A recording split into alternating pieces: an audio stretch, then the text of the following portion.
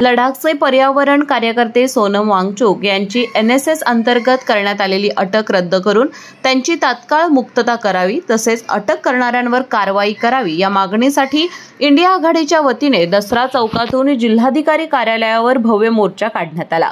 मी सोनम वांगचुक असे स्टिकर्स लावून अंदाजे 500 पेक्षा जास्त नागरिकांनी या मोर्चात सहभाग नोंदवला। जिंदाबाद जिंदाबाद, भारतीय संविधान जिंदाबाद अशा घोषणांनी परिसर दणाणून गेला। या मोर्चानंतर निवासी उपजिल्हाधिकारी संजय तेली यांना निवेदन सादर करण्यात आलं।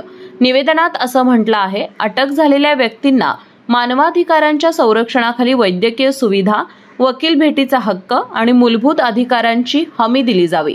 केंद्र सरकारने लडाखच्या मागण्यांवर आणि 6व्या अनुसूची अंतर्गत संरक्षणाच्या प्रश्नावर तात्काळ चर्चा सुरू करावी, अशीही मागणी यात करण्यात आली आहे। कायद्याचा दुरुपयोग टाळण्यासाठी संसदीय समिती नेमली जावी आणि आवश्यक सुधारणा करण्यात याव्यात। सोनम वांगचुक यांची अटक ही लोकशाही आणि संविधानाच्या मूलभूत मूल्यांचा अपमान आहे, असा आरोप इंडिया आघाडीच्या नेत्यांनी केला।